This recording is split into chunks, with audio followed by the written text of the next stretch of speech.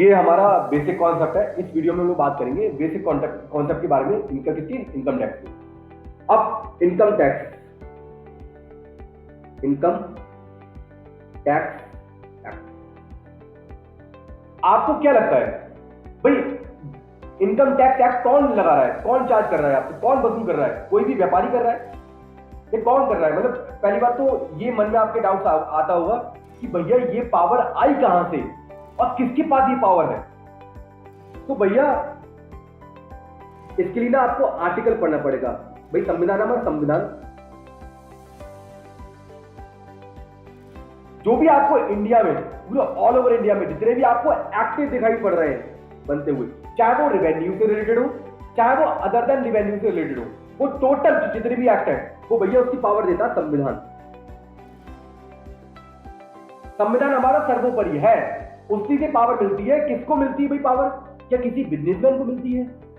क्या किसी व्यापारी को मिलती है? किसी स्टूडेंट को मिलती है? क्या आप, अगर आपका मर्जी है, आप चाहते हो कि भैया आप ना एक वो बनाओ, आप लोगों से टैक्स कलेक्ट करो, क्या ऐसा कर सकते हो आप? नहीं कर सकते। भाई टैक्स कलेक्ट करने की पावर सिर्फ गवर्नमेंट के पास है। किसके पास है? गवर्नमेंट के पास। या टैक्स कलेक्ट करने की पावर गवर्नमेंट के पास में। इसमें आपको कुछ रेलिवेंट आर्टिकल पढ़ने पड़ेंगे। अगर मैं बात करूं आर्टिकल 265 की, तो आर्टिकल 265 में लिखा हुआ है भैया, जब तक कि आपके पास में अथॉरिटी नहीं है, अथॉरिटी ऑफ लॉ नहीं है, तब तक आप टैक्स वसूल नहीं कर सकते। मतलब आपके पास में क्या होना चाहिए? Authority of law, authority of law.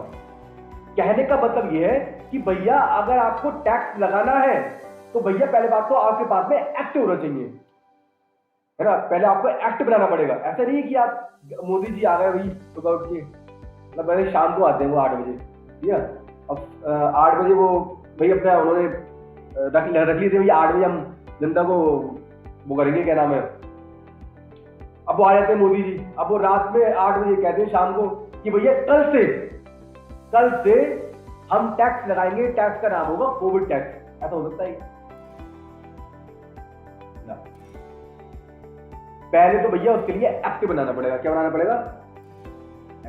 और एक्ट तो बनता नहीं है ना। एक्ट का तो लंबा प्रोसेस है। एक्ट बनाने के लिए क्या करना पड़ता है भैया? एक्ट बनाने के लिए पहले आपको बिल बनाना पड़ता है ना। पूरी कागज बनाने पड़ते हैं। कागज बनाने के बाद में जैसे हम लोग कहते हैं भाई पहले पेपर तैयार करने पड़ते हैं। पेपर मतलब बिल। इस बिल को जितने भी हमारे सदन है, दोनों लोकसभा और राज्यसभा, वहां पे रखना पड़ता है। रखने के बाद प्रेसिडेंट की कंसेंट मिलती है। तो भैया ये एक दिन का तो प्रोसेस है नहीं कि मोदी जी आए, उनके सपनों में आया कि कल से भाई कोविड टैक्स लगाना है, तो उन्होंने लगा दिया अगले दिन से। भाई ह्यूज लंबा प्रोसेस है। क्यों लंबा प्रोसेस है? क्योंकि भैया एक्ट में लिखा हुआ, क्योंकि आर्टिकल में लिखा हुआ है कि जब तक आपके पास में अथॉरिटी ऑफ लॉ नहीं होगी, मतलब गवर्नमेंट को पावर तो है।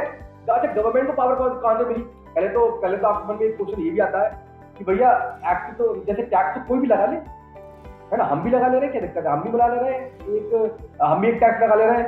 भैया हमारा कंपनसेशन है, हमारा कंपनसेशन टैक्स, व्यापारी है, व्यापारी को नुकसान हो गया, व्यापारी कह रहा है हम भी जनता से भाई टैक्स के नाम में वसूल कर ले बिल में ना।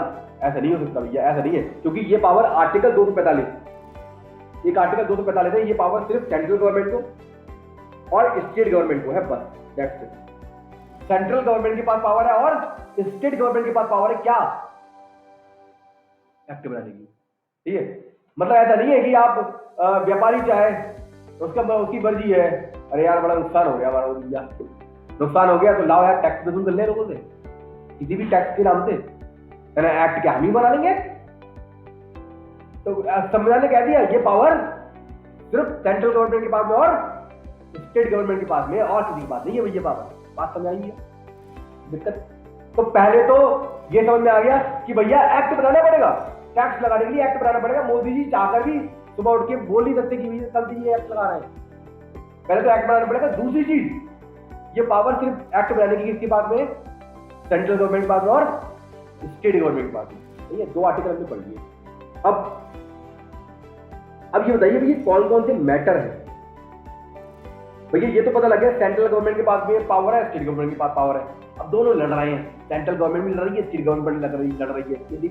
जैसे मुझे इनकम टैक्स मैटर पे अगर आपको आगे की जानकारी नहीं है तो। अब मुझे इनकम टैक्स एक्ट में भाई किसी को एक्ट बनाना है, सेंट्रल गवर्नमेंट कह रही मैं बनाऊंगी, स्टेट गवर्नमेंट कह रही मैं बनाऊंगी, दोनों लड़े पड़े है ना, डिस्ट्रीब्यूशन हो रही है। तो क्या लगता है आपको ऐसा होगा क्या? या इसके लिए भी कुछ ना कुछ कहा तो होगा भाई। इसके लिए भी चूंकि आप लोगों में लड़ाइयां ना हो तो इसके लिए भी एक आर्टिकल और दे रखा, आर्टिकल 240, आर्टिकल 240। इस आर्टिकल में क्या रखा है भैया, इन्होंने ना 3 लिस्ट बना रखी है। 7th शेड्यूल में 3 लिस्ट है आपकी।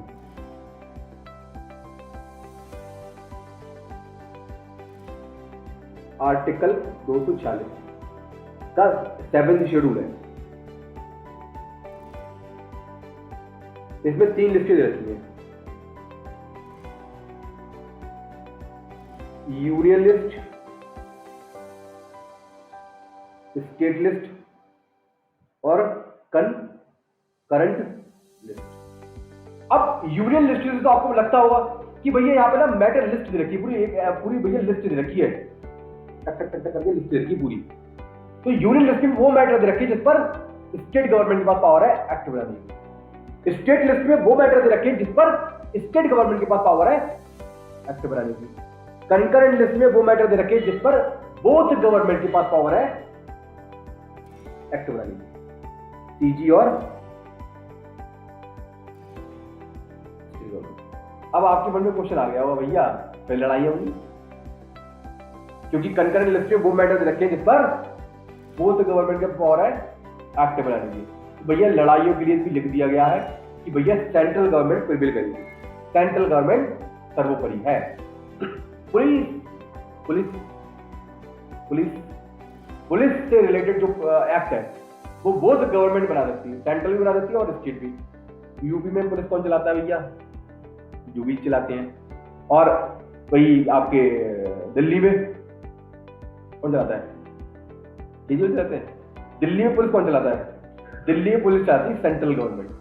तो भैया एक ऐसा एक्ट है जिस पर बोथ गवर्नमेंट के पास पावर है एक्ट बनाने की, ठीक है, बोथ गवर्नमेंट के पास पावर है एक्ट बनाने की। तो ये एक ऐसी मैटर है जिसपे सेंट्रल गवर्नमेंट सर्वो क्या करेगी, प्रिवेल करेगी। क्लियर है? दिक्कत? आगे चलो भैया। अब बात करते हैं, क्योंकि हम लोग बात कर रहे हैं इनकम टैक्स की, इनकम टैक्स एक्ट, ठीक है। तो भैया एक्ट का तो समझ में आ गया होगा कि ये पावर किसके पास में है, गवर्नमेंट के पास में है। और आपको कोई भी टैक्स आपको लगाना है तो एक्ट बनाना पड़ेगा, ये बात क्लियर हो गई, कोई दिक्कत नहीं है। अब किसको लगाना, इनकम टैक्स एक्ट, क्योंकि इनकम टैक्स पर अगर एक्ट बनाना है तो कौन बनाएगा वो? एक एंट्री दे रखी है 82, एंट्री नंबर 82 किसमें दे रखी है? यूनियन लिस्ट में। यूनियन लिस्ट में साफ साफ ले रखा है कि भैया इनकम पर एक्ट बनाने की पावर जो किसके पास में? सेंट्रल गवर्नमेंट के पास में, स्टेट के पास में नहीं है, अदर देन एग्रीकल्चर इनकम। ये भी लिख दिया, अदर देन एग्रीकल्चर इनकम। मतलब एग्रीकल्चर इनकम पर सेंट्रल गवर्नमेंट टैक्स नहीं लगा सकती, उस पर कौन टैक्स लगाएगा? सिर्फ और सिर्फ स्टेट गवर्नमेंट। एग्रीकल्चर इनकम, क्या एग्रीकल्चर इनकम पर टैक्स लगता है? एग्रीकल्चर इनकम पर स्टेट गवर्नमेंट टैक्स लगाती है, वो टैक्स लगाती है। इसलिए एग्रीकल्चर इनकम क्या है? माफ है, तो कोई टैक्स नहीं लगता। वो एक अलग बात है कि इनडायरेक्टली रूप से लग जाता है, क्योंकि प्रोसीजरल उन्होंने चेंज कर दिया है। फिलहाल में डायरेक्ट रूप से एग्रीकल्चर इनकम बिल्कुल क्या है? फ्री है, कोई टैक्स नहीं है। एग्रीकल्चर इनकम पर ना जीएसटी है और ना सर्विस टैक्स, तो इनकम टैक्स। गवर्नमेंट कहती है भैया ये हमारा देश क्या है? कृषि प्रधान देश है। तो चूंकि कृषि प्रधान देश है तो भैया हम एग्रीकल्चर पे बात कोई टैक्स नहीं लगाएंगे, हम उस पर बात नहीं करेंगे। वो एक अलग बात है कि आज के टाइम में मुझे नहीं लगता एग्रीकल्चर सेक्टर भी, जो एग्रीकल्चर सेक्टर है हमारा या जो किसान है वो भी भैया हल्के हल्के उनका भी क्या बढ़ता जा रहा है, स्टैंडर्ड बढ़ता जा रहा है, अच्छी खासी इनकम कमा रहे हैं। बहुत से एग्रीकल्चरिस्ट तो व्यापारियों से ज्यादा भी इनकम कमा रहे हैं और विदाउट एनी टैक्स। कोई टैक्सेबल इनकम नहीं है, खूब पैसा कमा रहा है, खूब धड़ल लेते पैसा। एक प्रैक्टिकल केस है हमारे पास में, एक भाई एग्रीकल्चरिस्ट है, वो आते हैं और मैं बिल्कुल दंग रह गया। मैंने कि बताओ एग्रीकल्चरिस्ट लोग इतना पैसा, फार्मर लोग इतना पैसा कमा सकते हैं? कोई अतः नहीं थी, तो वो तो पैसों की कोई अतः ही नहीं है, वो इतना पैसा वो एग्रीकल्चर सेक्टर से सब कमा रहा है। तो मैं बता रहा हूँ, वो एक अलग बात है भाई, कृषि प्रधान देश है हमारा, और भाई इसीलिए हमारी एग्रीकल्चर इनकम क्या है, एग्जाम। बात समझा भाई, ठीक है। तो एनडी नंबर 82 है, जो जो मैटर आपका किसमें दे रखा है, स्टेट लिस्ट में, यूनियन लिस्ट में दे रखा है। सेंट्रल गवर्नमेंट के पास पावर है एक्ट बनाने, है एक्ट समझ में आ गया, वो मुझे नहीं लगता कोई दिक्कत है। अब आते हैं, बात करते हैं एक्ट, तो समझ में आ गया sir, income tax act. Sir आपने एक्ट तो बता दिया है, छोड़ दो आप। अब बात करते हैं टैक्स। ये टैक्स क्या है, क्या है ये टैक्स, क्या टैक्स, टैक्स क्या है, क्या लगता है आपको टैक्स क्या है? टैक्स है भैया एक ऐसा चार्जेस, ये क्या है, चार्जेस है, जो किसके द्वारा लेविड है, levied by government for the purpose of, बहुत सारे पर्पस है भाई। गवर्नमेंट कोई बिजनेस तो करती नहीं है, गवर्नमेंट के पास काफी सारी रिस्पॉन्सिबिलिटी है। क्या रिस्पॉन्सिबिलिटी,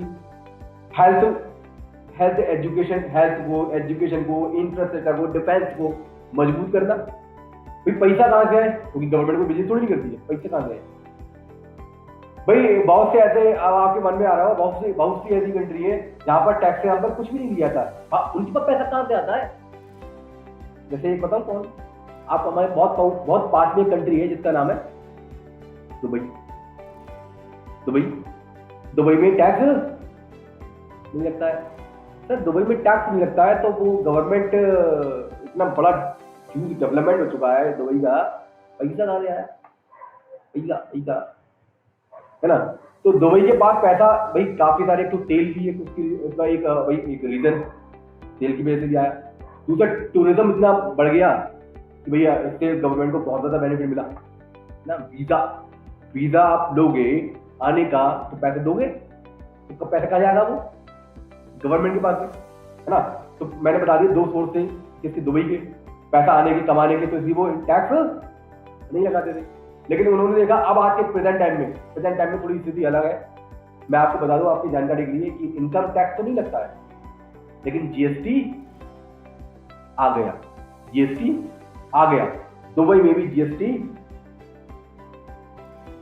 आया। दुबई में भी जीएसटी का नाम है वैट, वैल्यू एडेड टैक्स, जो पहले जीएसटी, जो पहले इंडिया में चलता था। तो भाई दुबई में भी क्या लगता है, टैक्स लगता है। चालू हो गया, स्टार्ट हो गया, कौन सा चालू हो गया, वैट चालू हो गया, वैल्यू एडेड टैक्स, क्योंकि गवर्नमेंट को लग रहा है कि भाई तेल के काम, बिजनेस, भाई तेल तो एक तो हमारे पास कम होता जा रहा है, दूसरी चीज ये कि तेल की खपत भी कम होती, यानी कब तक तेल से अपना हिसाब किताब चलेगा। अब तो जनता से टैक्स वसूल करना ही पड़ेगा, तो भाई उन्होंने वैट लगाना चालू कर दिया। आई थिंक शायद 2018 से हुआ है, जहाँ तक मुझे पता है, मेरी जानकारी में 2018 से दुबई में भी वैट लगने लगा है। ठीक है, वही अगर बात है फ्लैट रेट से लगा, फ्लैट रेट मतलब एक ही रेट है उस माह का, मेरे ख्याल से 5% है, कितना है। जहाँ पे जीएसटी का रेट है वो काफी सारे हैं, 18%, 12%, 5%, 28%, काफी सारे रेट है। वहाँ पे एक फ्लैट रेट से एक कोई सा भी प्रोडक्ट बेचो, वहाँ पर एक ही टैक्स रेट है, वहाँ पर कोई different type of tax rate नहीं है। मुझे नहीं लगता यहाँ तक कोई दिक्कत है किसी को, कोई परेशानी। तो भैया टैक्स समझ में आ गया, टैक्स किसे कहते हैं। अब बात करते हैं टाइप ऑफ टैक्स। टैक्स कितने प्रकार के होते हैं, डायरेक्ट टैक्स और डायरेक्ट टैक्स का मतलब, डायरेक्ट टैक्स ये है, इसको मुझे बहुत अच्छा सा एग्जाम्पल लगता है, छोटा सा एग्जाम्पल बहुत मुझे लगता है, और मुझे बड़ा मजा आता है ये। अरे भैया आप एक हस्बैंड एंड वाइफ, भाई हस्बैंड जो है भैया बीमार हो गया, और बीमार होने के बाद डॉक्टर पास गया वो, और वहां पे उसका इलाज भी चल रहा है। अब उस डॉक्टर ने उसको क्या लगाई, इंजेक्शन लगाया, तो अब दर्द तो भाई हस्बैंड को होगा, वाइफ को ज्यादा नहीं होता है। अच्छा, वाइफ एंड हस्बैंड मत लो, बॉयफ्रेंड एंड गर्लफ्रेंड ले लो, है ना, बॉयफ्रेंड एंड गर्लफ्रेंड। तो भैया अगर बॉयफ्रेंड की तबीयत खराब हो जाए और उसके इंजेक्शन लगे, तो नॉर्मली लड़की को दर्द नहीं होता ज्यादा, है ना। दर्द जिसको भाई जिसके लगा मतलब लड़के के लगा और लड़के को भी दर्द, वो चिल्ला रहा है ना। अब बात आती है गर्लफ्रेंड की। भाई गर्लफ्रेंड को अगर जब इंजेक्शन लगता है तो लगता तो किसे है? गर्लफ्रेंड को। दर्द किसे होता है? बॉयफ्रेंड को। तो हम कहते हैं इनडायरेक्ट टैक्स। तो आप इसको इस तरीके से भाई अज्यूम कर सकते हो, क्योंकि डायरेक्ट टैक्स क्या है? डायरेक्ट टैक्स जिस पे लेवी हुआ, मतलब जिसकी इनकम है, भाई जो इनकम कमा रहा है उस पर लेवी हुआ, उसको उसी से वसूल करा जाता है, इसे हम लोग कहते हैं डायरेक्ट टैक्स। इनडायरेक्ट टैक्स क्या है? इनडायरेक्ट टैक्स लगता तो किस पर है? जो माल बेच रहा है। वो गवर्नमेंट कौन देता है? लेवी किस पर होता है? जो माल बेच रहा है। अरे वो उसका फाइनल बर्डन किस पे पड़ता है? कंज्यूमर पे, जो खाता है, जो कंज्यूम करता है। दुकानदार तो कौन है? दुकानदार तो एक एजेंट है। दुकानदार तो क्या है? कलेक्शन एजेंट है गवर्नमेंट की। ये कोई बोलेंगे गवर्नमेंट को टैक्स डायरेक्टली ये नहीं दे रहे हैं, ये तो कंज्यूमर से वसूल करके दे रहे हैं। तो ये कौन होगा? ये एजेंट होगा गवर्नमेंट के ये सब लोग जितने भी सेलर है जो जीएसटी में रजिस्टर्ड है, ये फाइनली टैक्स में थोड़ी ना बॉर्डरिंग कर रहे हैं। फाइनली टैक्स को कौन बॉर्डर कर रहा है? जो उनसे माल परचेज कर रहे हैं, जो कंज्यूमर है ना। तो भैया लेवी तो व्यापारियों पे हुआ, दर्द किसे होता है? कंज्यूमर पे। बेचारा का वो जो भी मिठाई है, जो भी कुछ खाता होगा, उसे क्या मालूम इनमें टैक्स का पैसा भी है ना। टिक्की खाई या उसे भाई मिठाइयाँ खरीदी, तो उसे नहीं मालूम है कि ये इस पर टैक्स का पैसा वही दे रहा है। और ये एक ऐसा टैक्स है जो कौन से नेचर का टैक्स है? Regressive nature. Regressive in nature, ये है प्रोग्रेसिव इन नेचर।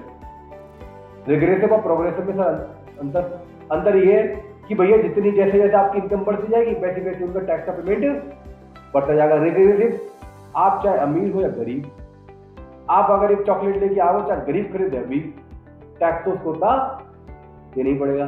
जिसे हम लोग कहते हैं रिग्रेसिव इन नेचर। ये नहीं देखता कि आप कौन हो, गरीब हो या अमीर। इसको तो बस किससे मतलब है? पैसे से मतलब है। ठीक है, कोई भी खरीद के लेके जाए उसको किसी से मतलब नहीं है, उसको तो मतलब सिर्फ क्या है? पैसे से। पैसा दे दो बस।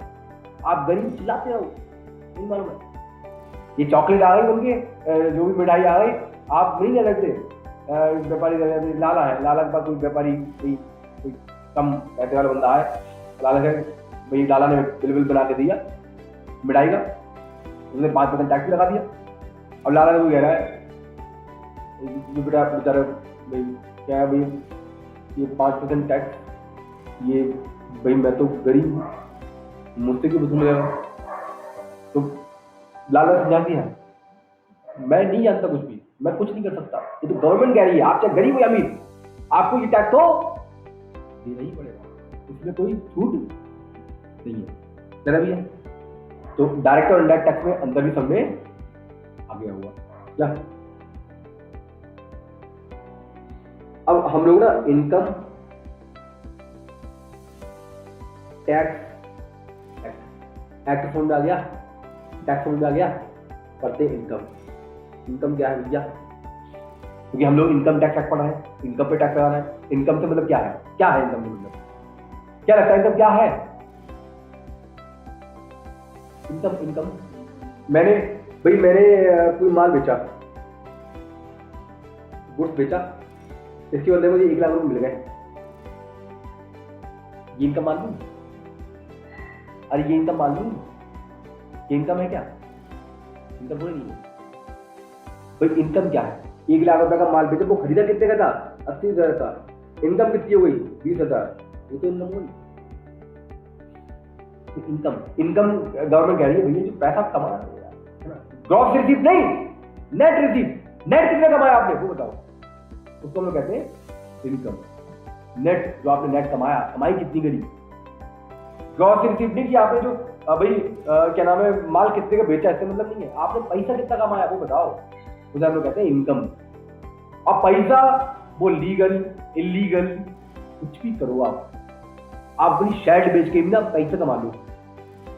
अच्छा मतलब मैं जैसे आप पर्सनली भाई जैसे फिल्म स्टार वगैरह होते हैं है ना, फिल्म स्टार भाई हमारी शर्ट तो अगर आप 500 खरीद के लेके आओ, एक साल बेचने आओगे 10 रुपए की बिकेगी, 50 रुपए की, 100 रुपए की ऐसा खरीद भी, लेकिन अब सलमान खान पहन के अब बेच देता हो है ना, तो भाई वो लाखों भी बिक सकती है।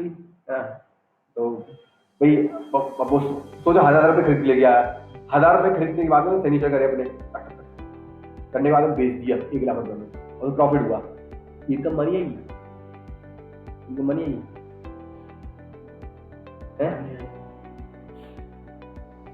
मनी चाहिए, मनी आएगी। क्यों मैं नहीं, वो अगर बात है ये कहाँ जाएगी, वो हम पढ़ते हैं बाद में, फिलहाल वो इनकम मनी चाहिए। इनकम आप किसी भी तरीके से कमाओ। मैं जैसे यहाँ पे अगर आप बात करो बिजनेस करना, ड्रग्स का, ड्रग्स भी एक केस भी चल रहा है भाई, क्या नाम है, आर्यन जी, हमारे आर्यन जी है ना, आर्यन नाम क्या नाम है, आर्यन जी, अब वो जब तो हुआ है गवर्नमेंट ने, एनसीबी वालों ने, है ना, नैरकोटिक्स डिपार्टमेंट वालों ने उन्होंने क्या कर लिया है, जब्त कर लिया है ना।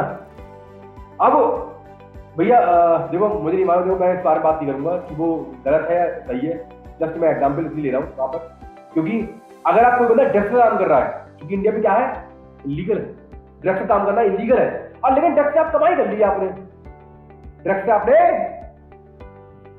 पैसा कमाने, पैसा करोड़ पैसा कमाने थे लोग ड्रग्स से, वो चल रहा ना भाई, एनसीबी छापामारी कर रही है, अब आपने करोड़ों में पैसे कमा लिए ड्रग्स से, आपको पकड़ गए आप, देखिए करोड़ों रुपये आपको पकड़ गए, आपने कह रहा है डिपार्टमेंट वालों ने, सर ये तो इलीगल है, तो इस पर टैक्स वाले हुए इलीगल है भाई, ये तो बिजनेस करना ही इंडिया में वैध है, अवैध है, टैक्स आएगा, तो इनकम टैक्स वालों ने एक थप्पड़ मारा, जाओ लग रहा है एक्ट नहीं बड़ा, एक्ट में आपने लिखा हुआ है पैसा कमाना, अगर आपने पैसा कमा लिया, कहीं नहीं कमाया आपने, लीगल इलीगल कुछ भी कराओ आपने, कैसा भी धंधा कराओ, टैक्स तो आपको देना ही पड़ेगा, चाहे वो एक अलग बात है कि आप यहाँ पे आप, अच्छा अभी एक बहुत शादे था, बहुत शादे दिमाग वाला था, उसने क्या करा, उसने ड्रग्स का काम करा, और ड्रग्स का काम करा, उसने ये सोचा, उसके माइंड में एक बात आई, यार टैक्स ही क्यों ना दे दूं, मैं टैक्स दे दूंगा तो मेरी इनकम क्या हो जाएगी, है तो इलीगल, लीगल हो जाएगी, अब मुझे एनसीबी वाले भी नहीं पकड़ेंगे, ऐसा मान में आता है। अच्छा ये बात किस किस के माइंड में आई, क्या हो सकता है भाई, मैंने ड्रग्स का काम करा, इलीगल है वो काम इंडिया में करना, मैंने गवर्नमेंट को टैक्स दे दिया, क्योंकि मैं बहुत शरीफ हूँ, शरीफ इसलिए हूँ, कोई होता भी यहाँ पे मैंने टैक्स दे दिया तो गवर्नमेंट मुझे माफ कर दी, है ना। तो भैया कहने का मतलब ये है कि आप यहाँ पे इनकम टैक्स दे दो, जो और अदर एक्ट है उनकी जो प्रोसेसिंग है वो खत्म नहीं हो जाएगी। कहने का मतलब ये है कि यहाँ पे आप टैक्स दे करके, मतलब वहां पहुंच गए एनसीबी पास में, तो टैक्स नहीं होना, टैक्स छोड़ दो, भाई वो तो इलीगल है, इलीगल काम है, आप उसको उसका कोई कंपनसेशन नहीं है कि आप उस पर इनकम टैक्स दे दोगे तो आपको छूट मिल जाएगी, ना बाबा ना, इनकम टैक्स नहीं, बट टैक्स तू दे, क्या भले तू जेल में जा, जिंदगी पर जेल में जा, मुझे नहीं मालूम, पूरा पैसा कमाया टैक्स दिया जाए, टैक्स तू देगा,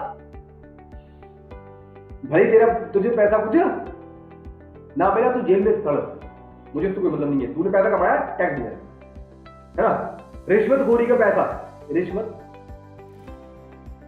इनकम है भाई, आज के टाइम में आईएएस जो जितने भी ऑफिसर होते हैं, चाहे रेवेन्यू डिपार्टमेंट में हो या आईएएस वाईएएस ऑफिसर, भाई रिश्वत तो लेते होंगे, रिश्वत लेते तो ये भी क्या है, इनकम है, तो क्या सर इस पे इनकम टैक्स लगेगा, गवर्नमेंट क्यों मना करेगी भाई, कोई अपने रिश्वत का पैसा बता दे कि मैंने रिश्वत, हालांकि रिश्वत क्या नहीं बताता है, क्योंकि क्या बताया, तो गवर्नमेंट छोड़ती नहीं है इसको भी, गवर्नमेंट कहते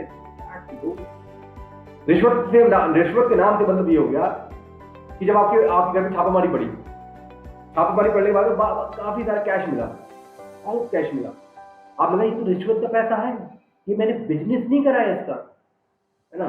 तो गवर्नमेंट ने कहा, जो वहां पे जो सीबीआई वाले आते हैं, इन्वेस्टिगेशन करने के लिए, छापामारी करने के लिए, उन्होंने ये थप्पड़ मारा, बोले भैया चाहे रिश्वत का पैसा हो, चाहे आपके बिजनेस का पैसा हो, टैक्स तो आपको देना ही पड़ेगा, बात समझ आए।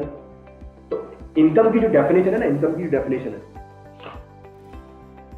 बहुत वाइड है, वाइड से मतलब ये है कि इसको एग्जॉस्टिव नहीं करा गया, जैसे आप कोई भी एक्ट पढ़ोगे, कोई भी चाहे इनकम टैक्स एक्ट पढ़ो या कोई भी एक्ट पढ़ो, उसमें डेफिनेशन के दो फंडामेंटल होते हैं, दो फंडामेंटल होते हैं, एक होती है एग्जॉस्टिव डेफिनेशन, एग्जॉस्टिव से मतलब क्या होता है, इसमें जो लिखा हुआ बस ही इतना ही, इसमें जो लिखा हुआ वो सही है।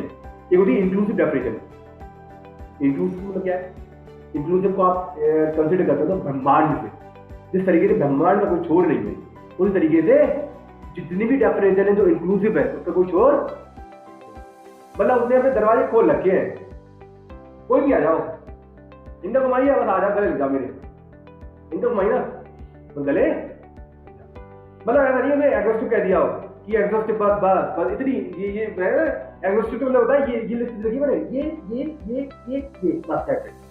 अब इसके अलावा कोई भी इनकम नहीं मानिए, ये सब लोग क्या कहते हैं एग्जॉस्टिव डेफिनेशन। तो आपको क्या लगता है गवर्नमेंट बेवकूफ है, गवर्नमेंट उल्लू है जो आपको लिस्ट दे देगी बस यही इनकम है, बस कोई इनकम ही नहीं है। गवर्नमेंट ने क्या था, इनकम मतलब इनकम इंक्लूड ये लिस्ट दी, उसके आगे इसके अलावा अगर तो मतलब भाई डेफिनेशन फुल है, ऐसा नहीं होते कहते लिस्ट बना के दे दी आपको, कोई भी आ जाए गले लगा देंगे हम, बस इनकम मान लो तुम, हाँ तो ये है इनकम का एग्जॉस्टिव नहीं है वो, इंक्लूसिव है। तो इनकम तो समझ में आई गई होगी, चाहे रेगुलर आए इनकम आपकी चाहे इरेगुलर आए, मतलब सर आज ही तो धंधा करा है मैंने, मतलब मैंने एक ही दिन धंधा करा, एक दिन बाद धंधा करा ही नहीं, और भी टॉपिक टैक्स लगेगा, हाँ टॉपिक टैक्स लगेगा, चाहे आपकी रेगुलर इनकम हो चाहे इस दिन क्यों देना पड़ेगा, है ना। बात सुनो, इलीगल हो या इलीगल इनकम कमाई पैसा देना पड़ेगा भैया। तो जहां तक मुझे लगता है इनकम और इनकम टैक्स और एक्ट ये सब चीजें काफी सारी चीजें क्लियर हुई होंगी, है ना। अब हम लोग पढ़ते आगे।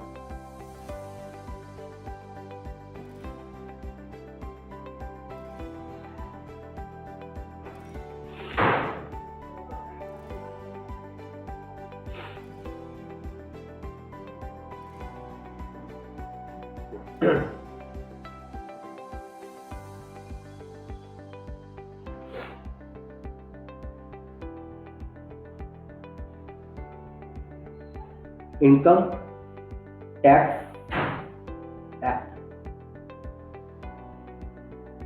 लॉ, इनकम टैक्स एक्ट तो भैया जानते हुए 1961। अच्छा इनकम टैक्स लॉ क्या है, लॉ या एक्ट दोनों एक ही है या अलग अलग है, कुछ तो अंतर होगा। इनकम टैक्स एक्ट और लॉ,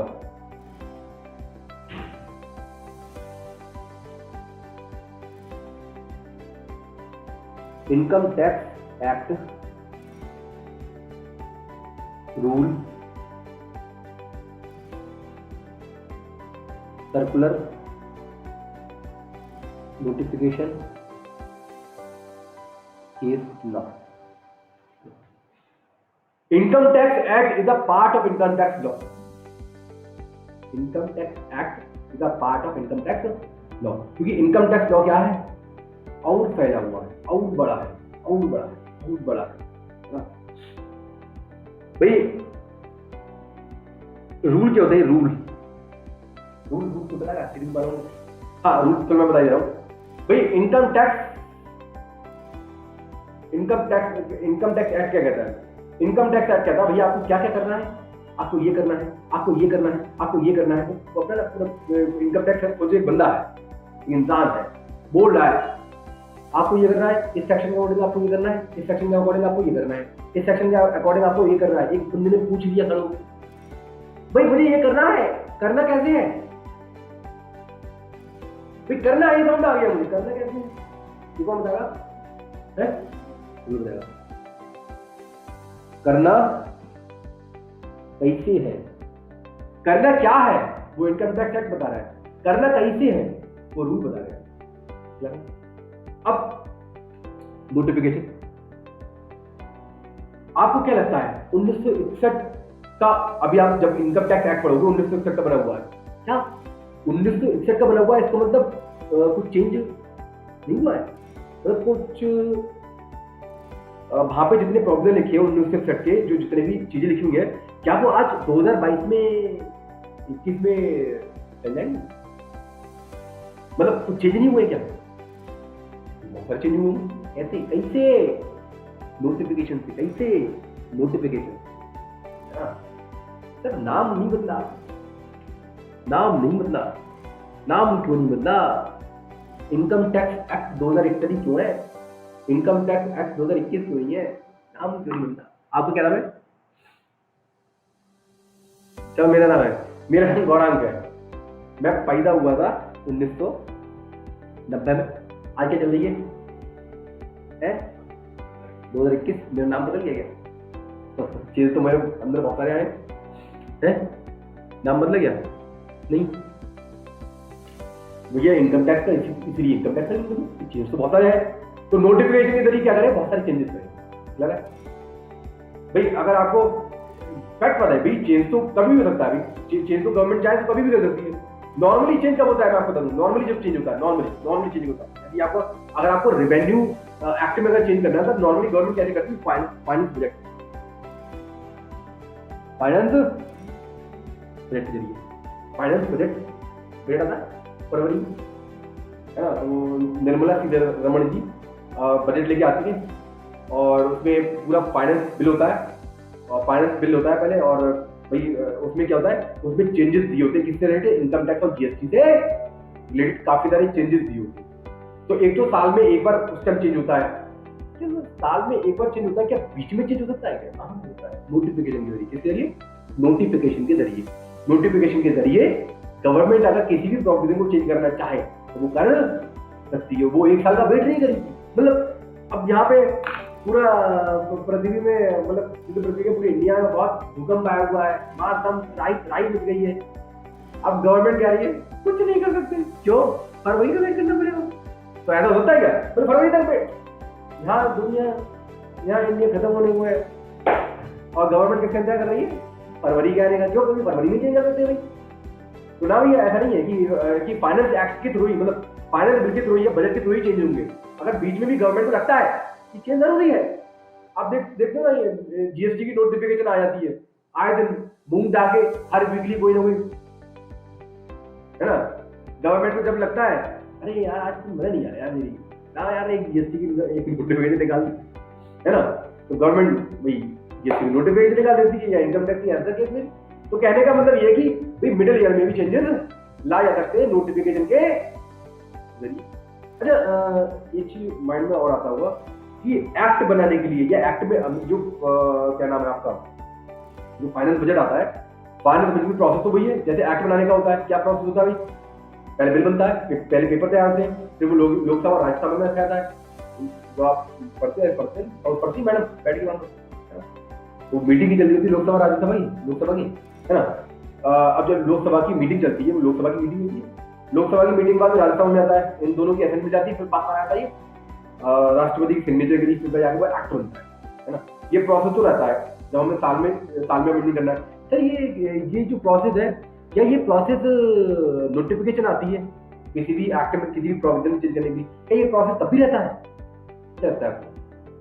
या कुछ उसके लिए अलग प्रोसेस है? हाँ, तब भी रहता है, प्रोसेस सेम है। वो एक अलग बात है कि जब फाइनल बजट आता है तो लोग 70 लिखते रहते हैं, शायद मिलती कुछ हो, शायद मिलती कुछ, है ना। लेकिन जब नोटिफिकेशन आती है तो नोटिफिकेशन कौन देखे? एक नोटिफिकेशन आ रही है, गवर्नमेंट की मीटिंग है इस तरह, ठीक है ना। भैया मीटिंग तब भी करनी पड़ती है, चेंज अगर आपको करना है तो ये सब मीटिंग करनी पड़ेगी, ये प्रोसेस में पार्ट है यार। विदिन सेक्टर में दिक्कत है ना। तो फाइनेंस बजट भी समझ गया होगा। फाइनेंस बजट क्या है? जो आते हैं भैया सीतारमण जी आती है और वो भाई चेंजेस लेके आती है, काफी सारे चेंजेस लेके आती है, और वो आपके इनकम टैक्स और जीएसटी से रिलेटेड होते हैं, और भी काफी सारे प्रपोजल होते हैं, वो अपना देखिए वहां पर फाइनेंस बजट में। सर्कुलर क्या है? देखो, इनकम टैक्स एक्ट समझ गए, रूल समझ गए, नोटिफिकेशन समझ गए। सर्कुलर क्या है? सर्कुलर एक चीज मैं आपको दिखाऊं, बताना भैया क्या लिखा है, क्या है।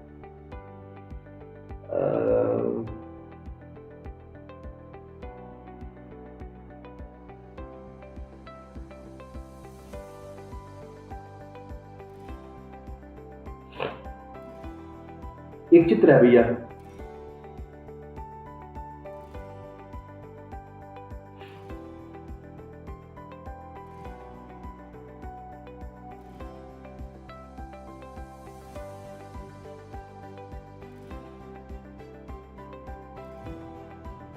ये क्या है? ये कौन बताया? ये ग्लास है, और आप बताइए भैया क्या है? आप बताइए।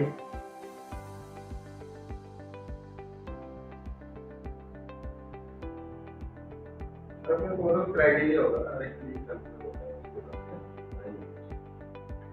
क्या है दादा, क्या है? क्लास है।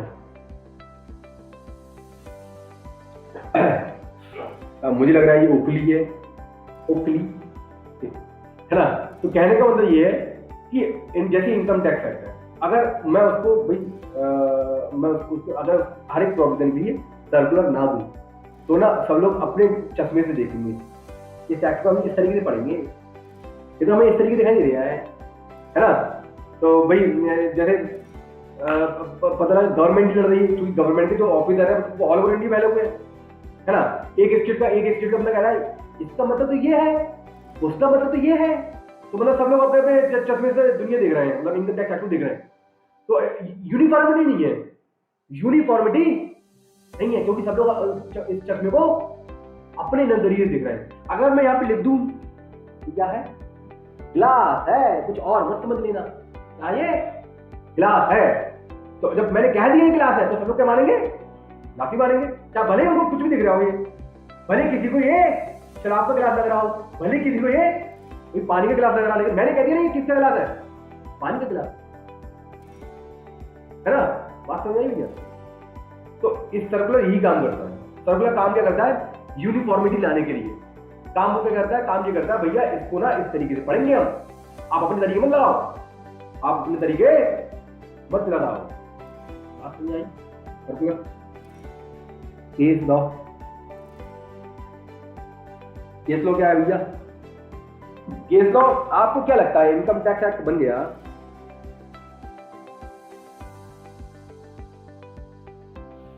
ठीक है, इनकम टैक्स एक्ट बन गया। अब इनकम टैक्स एक्ट में सब बातें दे रखी होंगी क्या, हर एक चीज की क्लैरिटी होगी, ये बना होगा, किसी ने बनाया होगा। मैं अगर कोई एक्ट बनाऊं, क्या लगता है मैं हर एक सिचुएशन को कवर कर लूंगा? नहीं, ऐसा नहीं है ना। तो उन्होंने क्या करा, कोड बनाया, कोड, क्योंकि जो सर्कुलर है, circular only binding on department, not an authority. Authority चाहे तो कुछ कह सकता है, मैं नहीं मानूंगा तुम्हारी बात, क्योंकि इसमें तो तुम जो बता रहे हो ना, तुम जो अब मुझे बता रहे हो कि इसका मतलब ये हुआ ना ना ना, मैं नहीं मानूंगा तुम्हारी बात, मैं तो इसको कोर्ट में लेके जाऊंगा, मैं तो इसको इस तरीके से देखता हूँ। कौन?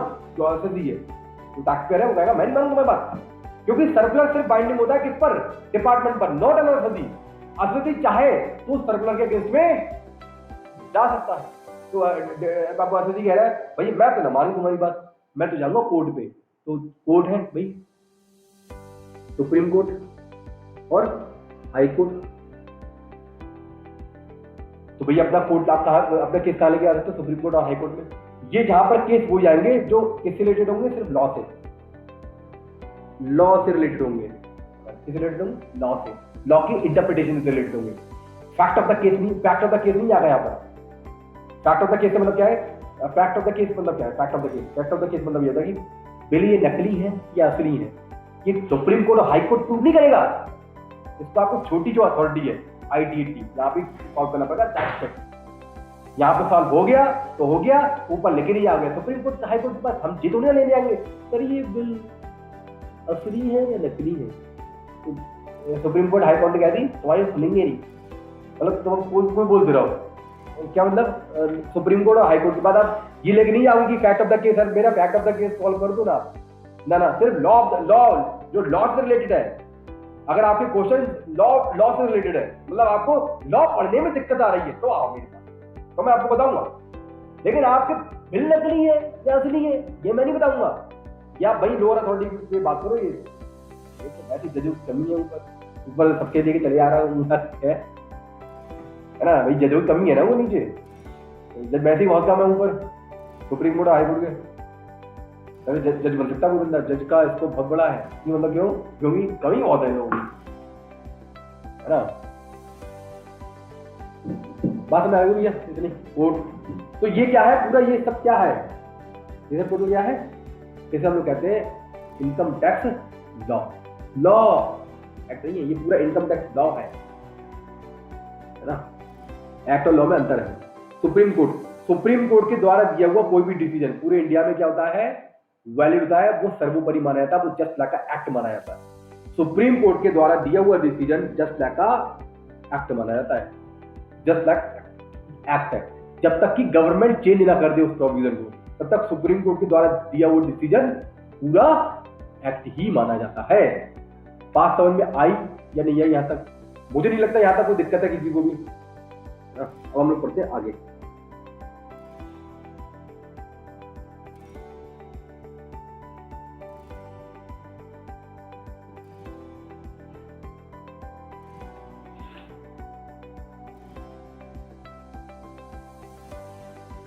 हाँ भैया, इनकम निकालोगे कैसे आप?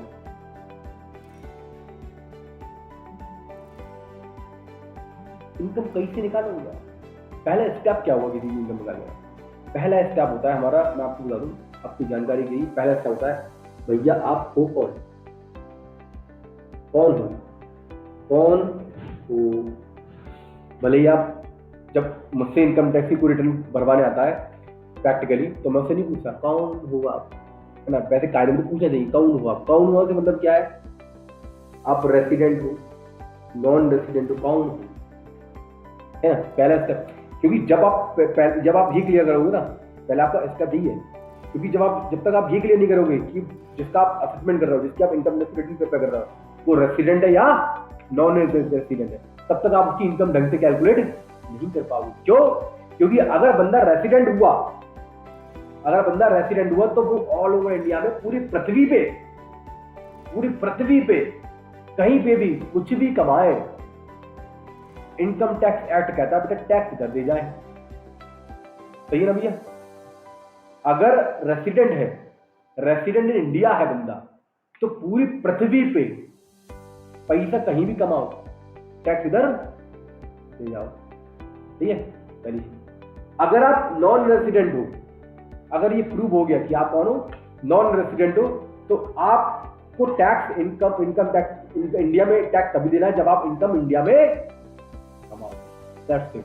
पूरे ऑल ओवर इंडिया की इनकम कैलकुलेट नहीं हो, तो पूरा ऑल ओवर पूरा ऑल ओवर वर्ल्ड की इनकम कैलकुलेट नहीं हो। तो भैया पहले हमें ये जानना जरूरी है ना कि आप कौन हो, फिर तभी तो हम आगे का फंड निकालेंगे, तभी तो हम आपके इनकम निकाल पाएंगे। पहले आप पता चलना चाहिए कि आप कौन। तो पहला स्टेप क्या है? आप कौन हो, मतलब आप रेसिडेंट हो या नॉन रेसिडेंट हो। बात समझ आ गई है? फिर उसके बाद में अगर उसका स्टेटस हमने निकाल दिया, इसके बाद हम निकालते हैं, क्लासिफाई करते हैं डिफरेंट हैट्स में इनकम। देखिए, आप इनकम कमाने के क्या सोर्स लिमिटेड है या अनलिमिटेड है? मैं आपसे पूछता हूँ, आप पैसा कितने तरीकों से कमा सकते हो? ये तरीके लिमिटेड है या अनलिमिटेड है? अनलिमिटेड है। आप पैसा कैसे भी कमा सकते हो, अनलिमिटेड तरीके है, कोई जोड़ तो नहीं है। जैसे आप मुझसे कह दिया ऐसा है, आप सिर्फ सीए का काम कर सकते हो, दैट्स इट, और कोई काम नहीं करोगे आप। ऐसा कैसे सीए नहीं ना? ये कोई भी बंदा कुछ भी कर ले यार, जो रेस्ट्रिक्शन नहीं है, कहीं नहीं पैसा कमा पैसा। ये इनकम टैक्स तो ये भी कहता है लीगल काम कर जाए, इलीगल काम कर, पैसा लेके आ, बस दैट्स इट। पैसा लेके आओ, टैक्स नहीं दिया। बाकी अदर एक्ट क्या कहेंगे?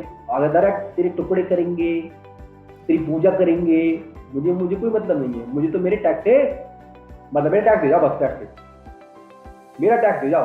अच्छा, अब चूंकि अनलिमिटेड सोर्स है इनकम के, तो डिपार्टमेंट ने क्या करा, इसको 5 हेड में डिवाइड करा हुआ है। अनलिमिटेड पैसा तो आप कहीं से कमाओ, लेकिन टेंशन मत लो यार, मुझे बहुत कंफ्यूजन हो जाएगा। डिपार्टमेंट कह रही है मैं तो भैया तुम कहीं से पैसा कमा गया, मैं तो 5 जगह डिवाइड कर दूंगी, दैट्स इट। कौन से 5 जगह? कहीं से 5 जगह? 5 जगह या तो मैं उसको सैलरी की इनकम मान लूंगा, इनकम टैक्स है, मैं बोल रहा हूँ इनकम टैक्स की तरह। अब चाहो से आप ईमेल मान लो या मान लो, इनकम फ्रॉम हाउस प्रॉपर्टी मान लूंगा, पीजीबीपी की इनकम मान लूंगा, कैपिटल गेन मान लूंगा, इनकम फ्रॉम अदर सोर्स मान लूंगा। इन 5 जगह डिवाइड कर दूंगा। तुम 50 जगह से क्या 1000 जगह से इनकम कमा के लेके आओ, लेकिन मैं उन 1000 जगह को बांट दूंगा 5 जगह, सिर्फ 5 जगह। अब ये कैसे पता लगेगा कि सैलरी में कब जाना है? अब 5 दरवाजे तो आ गए। एक टैक्स पर खड़ा हुआ है और उसको ना उसके पास 50-60 तरीके की इनकम है, अब वो दरवाजे में खड़ा हुआ है इनकम टैक्स के, वो अरे कहाँ जाऊँ, सैलरी में जाऊँ, हाउस प्रॉपर्टी के दरवाजे पे जाऊँ, पीजीबी पे जाऊँ, कैपिटल गेन में जाऊँ या अदर सोर्सेज में जाऊँ? वो कंफ्यूज हो गया, वो खुद पांचों में कंफ्यूज हो चुका है। वो है तो 50 इनकम, सोचो 50 दरवाजे, सोचो कि अगर 1000 इनकम है और 1000 दरवाजे होते तो पागल ही होता। अब डिपार्टमेंट ने 5 दरवाजे दिए तो अभी वो कंफ्यूज तो है कि कहाँ जाऊँ, किस दरवाजे पे अपने क्या कहते हैं अटकटाऊं, बोलो बोलो, है ना? तो भैया 5 दरवाजे, जो 5 दरवाजे आपको दे रखे, इनकी एक चार्जिंग सेक्शन क्या है? Charging section. चार्जिंग सेक्शन से मतलब क्या? भी चार्जिंग सेक्शन से मतलब ये है भैया कि इनका स्कोप बनाने के लिए कि इसका इसमें इस सैलरी हेड में कौन सी इनकम आएगी, हाउस प्रॉपर्टी हेड में कौन सी इनकम आएगी, बिजनेस के हेड में कौन सी इनकम आएगी, कैपिटल गेन में कौन सी इनकम आएगी, अदर सोर्सेज में कौन सी इनकम आएगी। क्लियर है? इन पांचों मैं देखो आपको बस, क्योंकि ये सब सेपरेट हेड होंगे, हम लोग आगे पढ़ेंगे सब सेपरेट हेड को, और मैं थोड़ा सा बस आपको गाइड कर दे रहा हूँ हल्का सा कि सैलरी में इनकम कौन सी आएगी। जहां भी, चूंकि आपका जो रिलेशन है जिससे आपको पैसा मिल रहा है, जैसे आप एक टैक्सपेयर है और आपको किसी से पैसा मिला, पैसा रुपी, जहां पर जिससे आपको पैसा मिल रहा है वहां per employer employ relation exist करता है। कौन सा रिलेशन एग्जिस्ट करता है? Employer and employee relation exist करता है। तो इस केस में जो आपको आपके एम्प्लॉयर से पैसा मिल रहा है उसको क्या मानोगे? सैलरी मानोगे। सर ये एम्प्लॉयर एम्प्लॉय रिलेशन क्या है? एम्प्लॉयर एम्प्लॉय रिलेशन ये है भाई, आप किसी जगह काम करने गए, 15,000 रुपए डिसाइड हुए, 15-20 ऐसा केस में भी आप उसके इंस्ट्रक्शन से काम कर रहे हो, ओके, इंस्ट्रक्शन से काम कर रहे हो, उसके टाइमिंग पे काम कर रहे हो। यहाँ पर क्या है? एम्प्लॉयर एम्प्लॉय रिलेशन एग्जिस्ट करता है। तो इस स्थिति में आपको जो पैसा मिल रहा है आपके एम्प्लॉयर से, वो क्या माना जाएगा? सैलरी हेड में आएगा, सैलरी हेड में आएगा। अब आप एक रिलेशन और एग्जिस्ट करते हैं, आपको कहीं से मिलते हैं 15,000 रुपए, जैसे मैं मानता, मुझे मिलते हैं किसी कंपनी से 15,000 रुपए मिलते हैं। मेरा काम क्या है? मेरा काम ये है उस कंपनी में हर मंथ में जाके कंप्लायंस चेक करना। जैसे कोई भी किसी कंपनी वाले कह सकते हैं, मुझे अपॉइंट कर सकते हैं कि भैया ये काम करिए सीधा, जरा हमारी पूरे मंथ की कंप्लायंस चेक कर दीजिए आगे। आप किसी भी मंथ में, किसी भी जो भी, जब भी आपकी मर्जी आप निकले ना, यहाँ पे वो मुझसे कह रहा है क्या वरान आना तो उसी टाइम आना, वरना आना मत, और इसी दिन आना, इतने बजे से इतने बजे तक रहना। तो ऐसे तो कोई बात नहीं। तो उसने तो इतना ही कहा है क्या कि सीए साहब, सीए गौरांग जी, मेरा आप कंप्लेंट चेक कर लेना, आपको मेरी मर्जी है मैं कब जाऊंगा। तो इसमें क्या है? इसमें एम्प्लॉयर एम्प्लॉय रिलेशन एक्सेप्ट हुआ नहीं हुआ, मैं उसके इंस्ट्रक्शन में काम कर रहा हूँ क्या? जस्ट मैं कौन हो गया? जस्ट का सर्विस, मैं अपनी प्रोफेशनल सर्विस दे रहा हूँ। मैं तुम्हारे घर पे आके तुम्हारे मतलब उनके ऑफिस में जाके उनकी कंप्लेंट चेक करूंगा, दैट्स इट। मेरा और उससे और ज्यादा रहना ना नहीं है। वो मुझे फोर्स थोड़ी नहीं कर रहा है कि आप अगर आओगे तो इतने बजे से इतने बजे तक आओगे, है ना, आपको इतने इस दिन में आना है। तो अगर ऐसा कोई रिलेशन नहीं है तो उनसे मिलने वाला पैसा मेरी सैलरी एड में नहीं आएगा। फिर कहा जाएगा ये माना जाएगा मेरा प्रोफेशन, बिजनेस इनकम। कौन सी मानेगी? Business income. बात समझ में आ रही होगी, मुझे लगता है थोड़ा बहुत समझ आ रही होगी। Delivery income from house property. House property में कब आओगे भैया? हाउस प्रॉपर्टी में कब आओगे? जो भी आपकी बिल्डिंग है, बिल्डिंग है, जो भी आप बिल्डिंग है उसको यदि आप रेंट पे देते हो, आप उसके खुद के ओनर होने चाहिए, वो बिल्डिंग आपके नाम पर होनी चाहिए, पहली चीज। दूसरी चीज, आपको वो उसको क्या दे रहा हो, उसको रेंट पे दे रहा हो, चाहे वो कॉमर्शियल बिल्डिंग हो चाहे वो रेसिडेंशियल बिल्डिंग हो, वो कहा जाएगी इनकम फ्रॉम हाउस प्रॉपर्टी में। बात समझ आ रही? कोई दिक्कत? कोई किसी को परेशानी? PGBP, profit and gain from business and profession. दो चीज आपको लिख रहा हूँ, बिजनेस लग रहा होगा, प्रोफेशन लग रहा होगा। प्रोफेशन मतलब समझ रहे? प्रोफेशन मेरे पास में मेरा काम क्या है? चार्टर्ड अकाउंटेंट में प्रोफेशनल। मैं बिजनेस नहीं चलाता हूँ, उसे हम कहते हैं प्रोफेशनल। मेरे पास में डिग्री है, डिग्री लेके मैं कोई काम कर रहा हूँ, प्रोफेशनल। डॉक्टर डिग्री लेके काम कर रहा है, प्रोफेशनल। बात समझ रही? एडवोकेट डिग्री लेके काम कर रहा है, प्रोफेशनल। इंजीनियर डिग्री काम कर रहा है, प्रोफेशनल। बिजनेसमैन कौन हो गए? बिजनेसमैन वो गए जो वही अपना कोई प्रोडक्ट बेच रहा है या कोई सर्विस दे रहा है। सर्विस देने के लिए उनको कोई डिग्री की जरूरत नहीं पड़ी। जैसे ओला उबर है, ओला उबर ओला उबर प्रोफेशन है बिजनेस है? ओला उबर अपनी प्रोफेशन है बिजनेस है? प्रोफेशन है या बिजनेस है? बिजनेस है। क्या ओला उबर वालों ने कोई डिग्री ली है अपनी कैब चलाने के लिए, कोई ऐप बनाने के लिए डिग्री ली है? ठीक है, तो क्या है ये? बिजनेस है। कह रहे कभी कभी ना लोग पता क्या करते हैं, कंफ्यूज होता है माइंड ना, बहुत कंफ्यूजन रहता है। कंफ्यूजन होता है कि बिजनेस का मतलब पता क्या है? सिर्फ माल बेचना बिजनेस है? माल बेचना बिजनेस है नहीं, लोगों के माइंड में आ सकता है। तो मैं से बता दिया कि बिजनेस और प्रोफेशन में अंतर डिग्री का है। अगर आपके डिग्री हो तो प्रोफेशन है, डिग्री नहीं तो बिजनेस है। बिजनेस चाहे वो सर्विस से रिलेटेड हो, चाहे वो किसी माल से बात समझ नहीं लगता है। Capital gain, capital gain, capital gain, capital से भी लग रहा हो कैपिटल, कोई ना कोई हैवी चीज है। कैपिटल, कैपिटल मतलब जैसे आपकी बिल्डिंग है, बिल्डिंग तो इसको आप बेच के पैसा कमाते हो, बेच के पैसा। एक होता है रेंट से पैसा, रेंट से पैसा जाएगा इनकम फ्रॉम प्रॉपर्टी, बेचने से पैसा जाएगा कैपिटल गेन। समझे? तो कैपिटल गेन से मतलब ये कि कैपिटल मतलब आपकी कोई भी प्रॉपर्टी कैपिटल असेट होनी चाहिए। अब कैपिटल असेट किसी कहीं हम लोग पढ़ेंगे कैपिटल गेन वाले चैप्टर में, फिलहाल में हम यहाँ पर नहीं पढ़ रहे। तो बात समझ आ गई? इसके अलावा इन चारों हेड के अलावा कहीं भी जो भी इनकम पैसा कहीं से भी कमाओगे वो कहा जाएगा अदर सोर्सेज। अदर सोर्सेज ने साफ साफ कह दिया, अदर सोर्सेज साफ साफ कह दिया।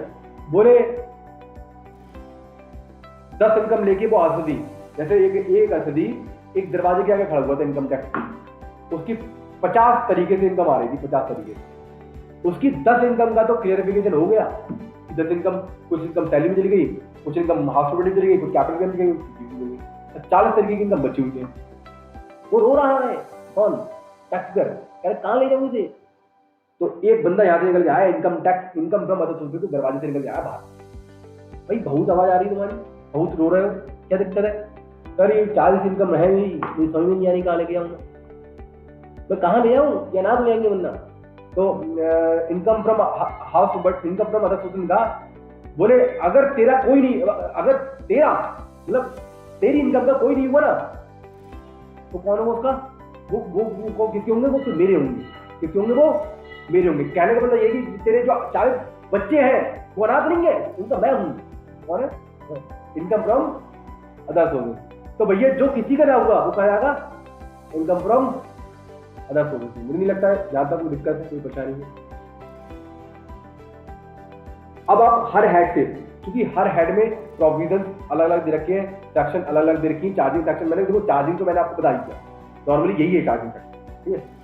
और इसमें सबके फंडे अलग अलग दे रखे हैं, सबकी कैलकुलेशन अलग अलग दे रखी है। तो पहले हम लोग को क्या करना है? सबसे पहले हमें रेसिडेंशियल स्टेटस डिसाइड करना है। फिर हमें जो भी आपके पास में टैक्स पेयर आएगा, है ना, उससे पूछना है भाई कहाँ से कमाते हो पैसा, उसके जो जितने भी सोर्सेज है उसको कलेक्ट करना है। तो उसमें क्या करना है? डिवाइड करना है कि तेरी इनकम सैलरी में ले जाओ, पीजीपी में ले जाओ, या हॉस्पिटल ले जाओ, या कैपिटल गेन में ले जाओ, या अदर सोर्सेज में ले जाओ। डिवाइड करोगे, डिवाइड करने के बाद में आप एक प्रोविजन लगाओ, क्लबिंग। कभी कभी ऐसा हो सकता है, क्या हो सकता है? पैसा कोई और कमाए, टैक्स आप दोगे, ऐसा हो सकता है क्या? हाँ ऐसा होता है। पैसा किसी और का, वो आया यार, थोड़ा ना इसके साथ मजाक चल जाए, कोई दिक्कत नहीं है। मुझे एक यहाँ पर वो वाला गाना याद आ गया कि प्यार है किसी और का, तुझे चाहता कोई और। तो कहने का मतलब ये है कि भैया पैसा इनकम किसकी है? दूसरे की। टैक्स किसे देना पड़ेगा? दूसरे को। सही है भैया?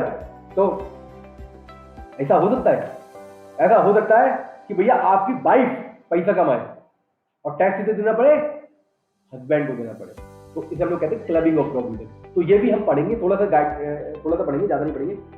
Setup and carry forward, setoff oblique carry forward and setoff of losses as per the provision of act. देखो जो भी आप काम कर रहे हो, जो भी बिजनेस कर रहे हो, या कुछ भी आप, जो भी आपकी हेड की इनकम हुई, आपको क्या लगता है हमेशा प्रॉफिट होगा? आपको लॉस नहीं हो सकता, लॉस नहीं हो सकता। क्या लॉस का सेटअप होगा क्या? हाँ, लॉस का सेटअप भी पॉसिबल है। भैया ऐसा हो सकता है कि आप 50 तरीके से इनकम कमा रहे हो, 10 तरीके से इनकम में आपको लॉस हो जाए, हो सकता है ना 40 तरीके से आपको प्रॉफिट हो जाए। तो सर ऐसा कोई प्रोविजन है कि मैं अपने लॉस को, जो मेरी जो इनकम है उससे सेट ऑफ कर पाऊं? हाँ, ये भी हम लोग देखेंगे, ये भी पढ़ेंगे कि भैया कब आप किस इनकम से सेट ऑफ लॉसेस को कर सकते हो। अच्छा सर ऐसा भी हो सकता है कि मुझे पूरे साल में लॉस हुआ है, मेरी इतनी इनकम रही नहीं कि मेरे लॉस को सेटअप कर पाए, क्या इस लॉस को मैं आगे ले जाऊं? हाँ ऐसा भी है, आप इस लॉस को क्या कर सकते हो, कैरी फॉरवर्ड कर सकते हो। तो ये भी हम लोग पढ़ेंगे भाई, बात समझ आ रही? मुझे नहीं तो कोई दिक्कत है। फिर ऐसा सब करने के बाद में आपकी निकलेगी ग्रॉस टोटल इनकम, जैसे हम लोग कहते हैं GTI, ग्रॉस टोटल इनकम। ये सब करने के बाद में उसमें से हम कुछ घटाएंगे। डिडक्शन, डिडक्शन क्या है भैया? डिडक्शन क्या है? 80C से 80B तक कुछ डिडक्शन मिल जाती है। कौन सी डिडक्शन है ये भैया? डिडक्शन है कुछ सर्टेन पेमेंट के लिए, कुछ सर्टेन इनकम पर, कुछ सर्टेन एक्सपेंसेस पर, ये आपको डिडक्शन दिलाती है, या आपकी कुछ एक्स्ट्रा आपको बेनिफिट दिया जा रहा है डिडक्शन के रूप में। तो ये भी हम लोग पढ़ेंगे। डिडक्शन, डिडक्शन घटाने के बाद में आपकी क्या आएगी? Total income. ये वो इनकम है जिस पर आपको टैक्स क्या निकालना है? टैक्स निकालना है। इस पर हम लोग क्या निकालते हैं? टैक्स निकालते हैं। क्या निकालते हैं? टैक्स निकालते हैं। टैक्स निकालते हैं भैया, टैक्स निकालते हैं। और टैक्स निकालने के बाद क्या करते हैं? इसको पे करते हैं अगर टैक्स मिलता है तो। बात समझ में आ गई यहाँ तक? तो ये पूरा क्या है? इनकम टैक्स का कैलकुलेट करने का पूरा क्या है? फंडा। इस तरीके से हम लोग क्या निकालते हैं? इनकम टैक्स कैलकुलेट करते हैं। मुझे नहीं लगता कि यहाँ से यहाँ तक आपको कोई दिक्कत है। कोई दिक्कत नहीं है, कोई परेशानी नहीं है। क्या 2 मिनट के लिए या 1 मिनट के लिए मैं रुक रहा हूँ, पॉज कर रहा हूँ, क्या किसी को कोई क्वेश्चन?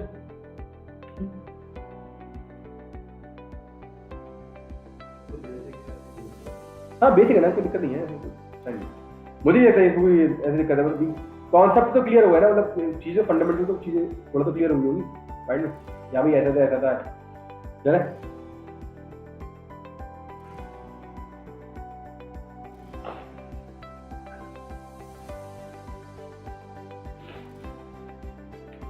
एक चीज और बताऊं, लिखा हुआ है 5(1)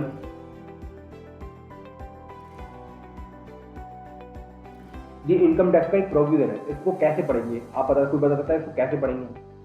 लिखा हुआ दिखाई दे रहा है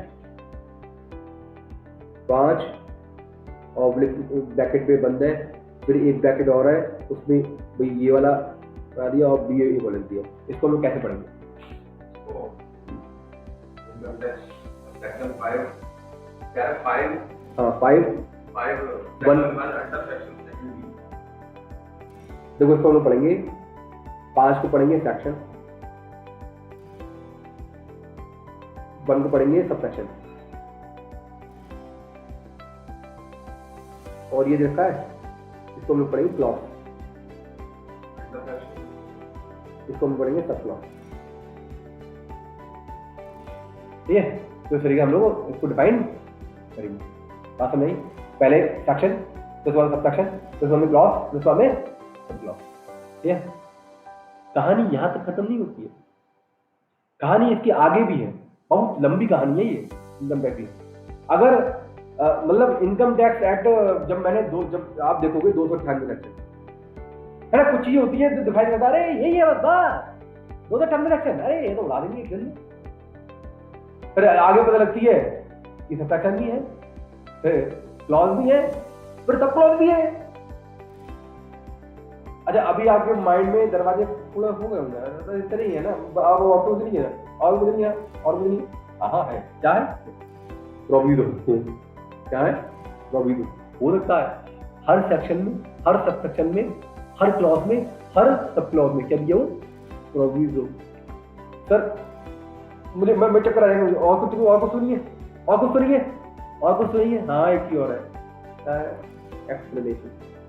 क्या है? एक्सप्लेनेशन। तो भैया मैंने ना कहीं लोग को 298 सेक्शन है, ये सेक्शन 758 तक पहुंचेंगे, और 758 के साथ में बोनस में आपको प्रोविजो और एक्सप्लेनेशन भी पढ़ने को मिलेंगे। तो समझ गए हो भैया इनकम टैक्स कितना वाइड है। अब समझ में आया ना, इनकम टैक्स समुद्र है। 1961 से लोग पढ़ रहे हैं, और 1961 से लोगों के अंदर क्लैरिटी नहीं आई है इनकम टैक्स की।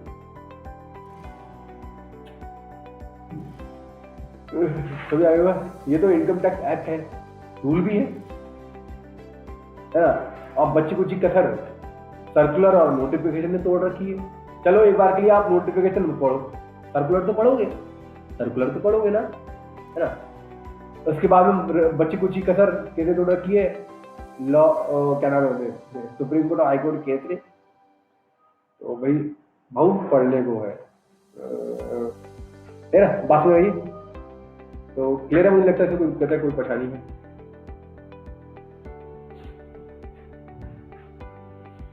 कुछ डेफिनेशन है, कुछ डेफिनेशन जैसे अतिथि की।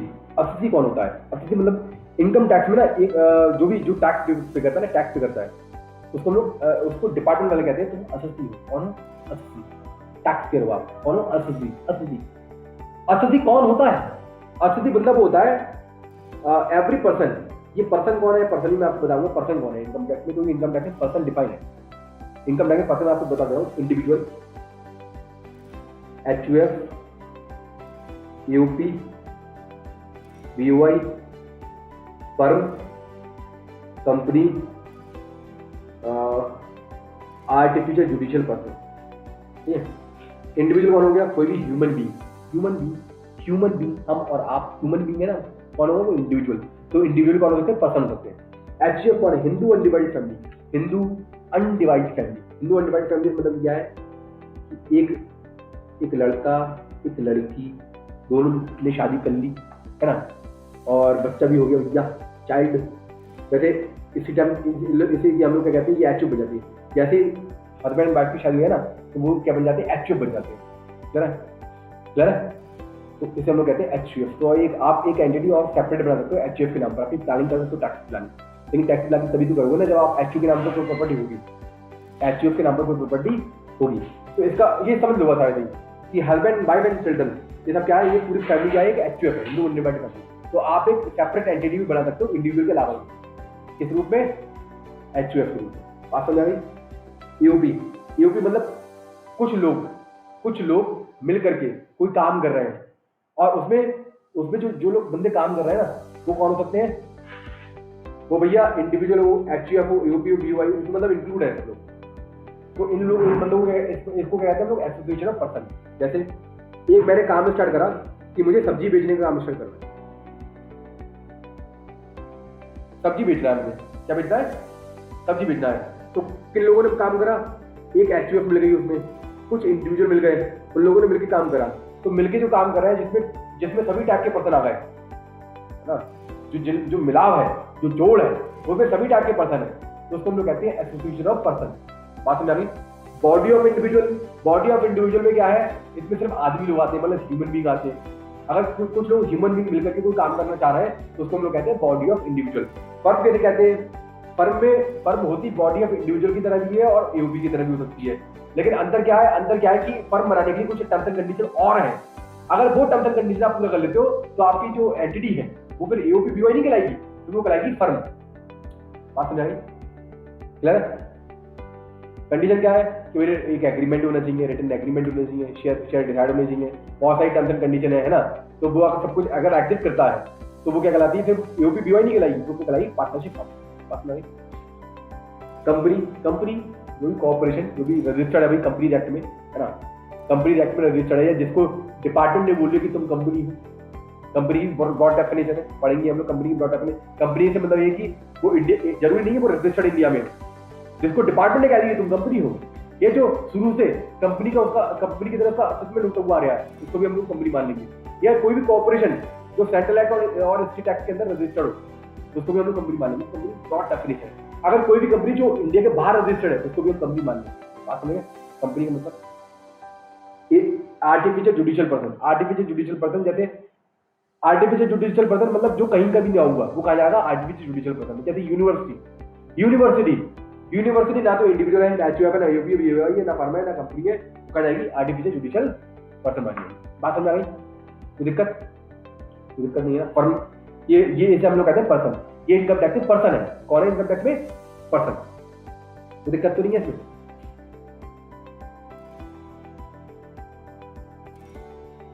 अब असिथि में लिखा हुआ है means person by whom any tax या any other sum of money is payable under this act. असिथि का मतलब उन्होंने पहले साबित था कि भैया कोई भी पर्सन जिस पर क्या कहते हैं इनकम टैक्स या कोई भी अदर पेमेंट बनता हो इनकम टैक्स के अकॉर्डिंग देना बनता हो, तो उसको हम लोग क्या मानेंगे? असिथि मानेंगे। ठीक है?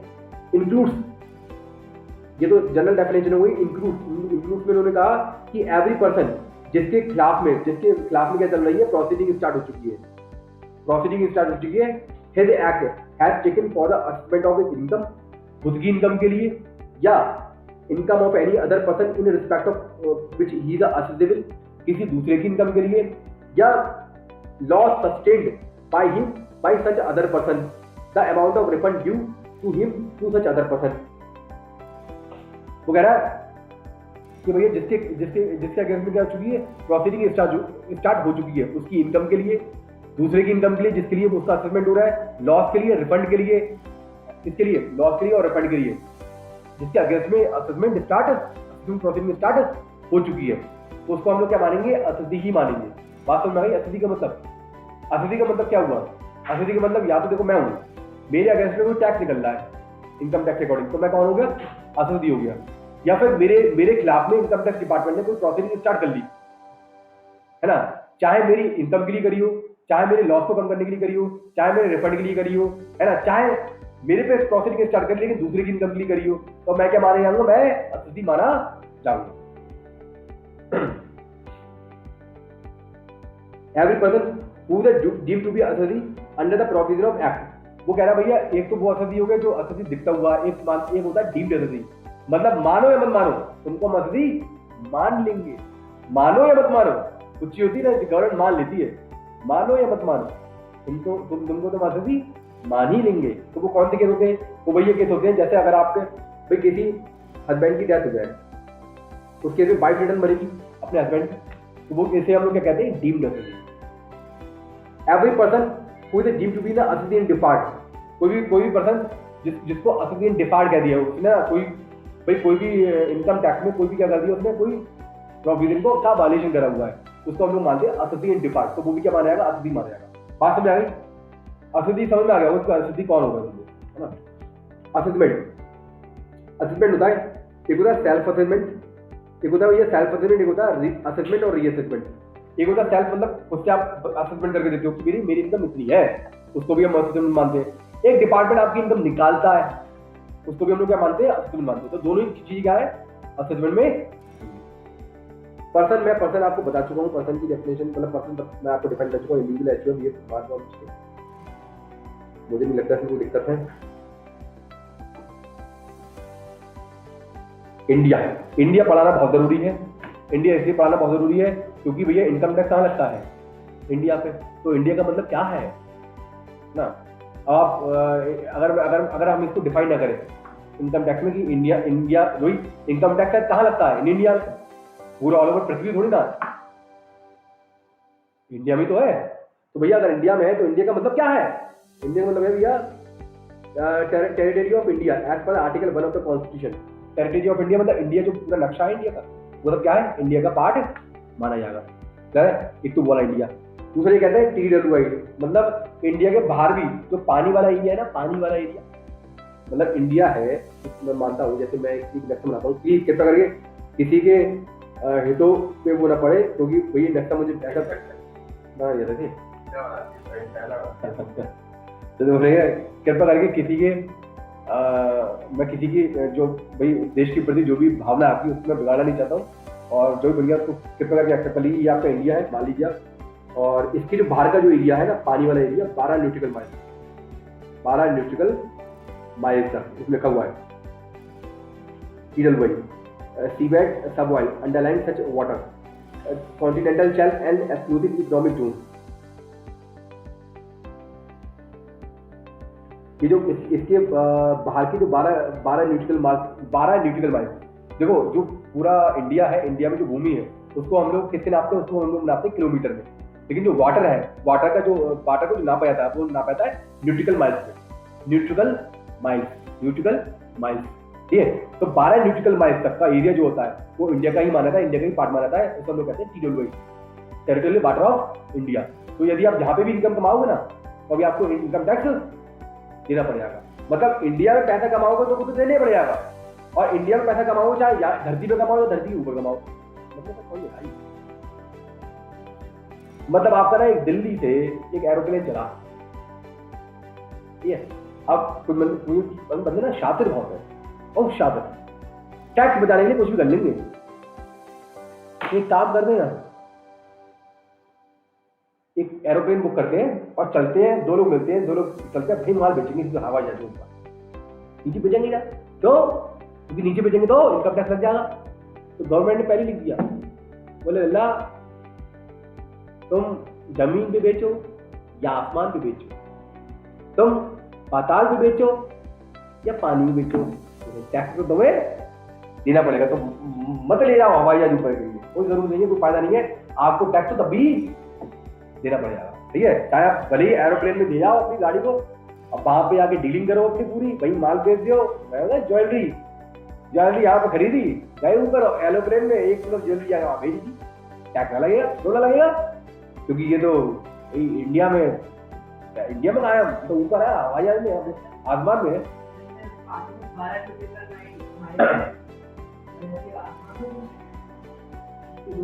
नहीं हाँ बिल्कुल 12 न्यूटिकल माइल तक का एरिया जो ऊपर वाला एरिया वो भी कवर होगा। हाँ बिल्कुल बिल्कुल।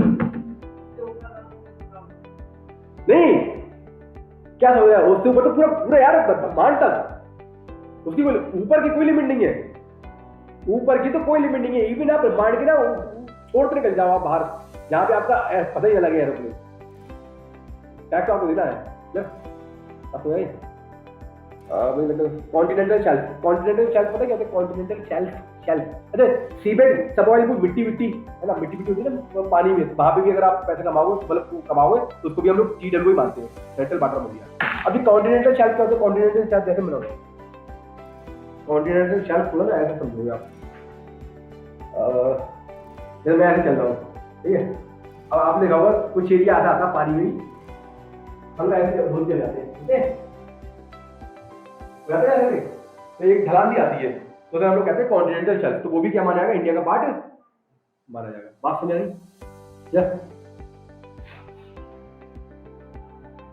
लेकिन ये वाला एरिया कॉन्टिनेंटल शेल्फ ये 200 न्यूटिकल माइल का, मतलब इस तरीके के कॉन्टिनेंटल शेल्फ अगर 200 न्यूटिकल माइल तक भी होंगे तो वो इंडिया के पार्ट माने जाएंगे। ये क्या है? एक्सक्लूसिव इकोनॉमिक जोन, कुछ ऐसे एरिया 200 न्यूटिकल माइल तक, 200 न्यूटिकल माइल तक के कुछ ऐसे एरिया जिसको हम लोग सिर्फ स्पेसिफिक पर्पस के लिए इंडिया का पार्ट मानते हैं, स्पेसिफिक पर्पस के लिए इंडिया का पार्ट मानते हैं, है ना? जैसे आप नेचुरल रिसोर्स निकाल लो 200 न्यूटिकल माइल तक इंडिया के, तो उसको भी हम सिर्फ उतने ही पार्ट को हम लोग क्या मानेंगे? इंडिया का पार्ट। बात समझ आ गई होगी इंडिया की डेफिनेशन क्या है ना? तो मुझे लगता है ऐसे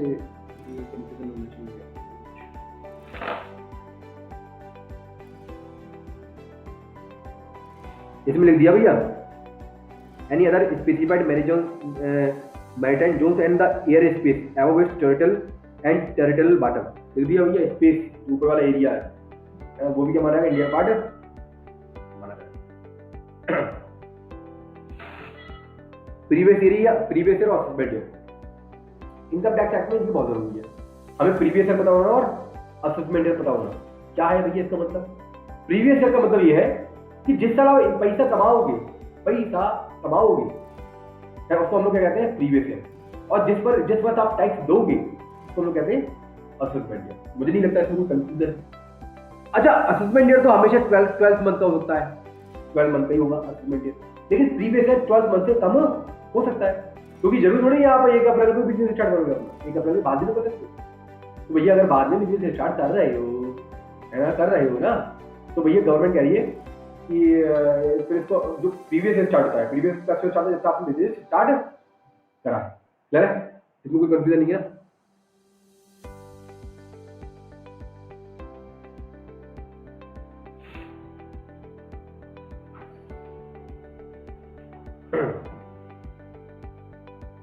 अच्छा ये बताइए, यहाँ तक बात समझ में सबको आ गई? यहाँ तक कोई दिक्कत नहीं है?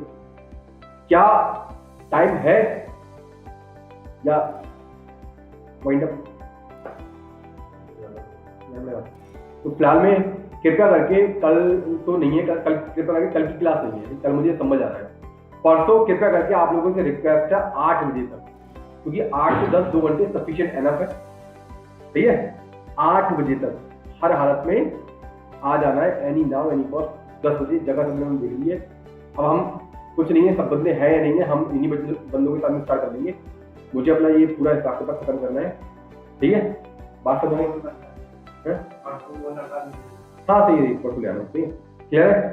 तो मैं अपनी अपनी सेशन यहाँ पे क्लोज कर रहा हूँ, मिलते हैं हम लोग नेक्स्ट वीडियो।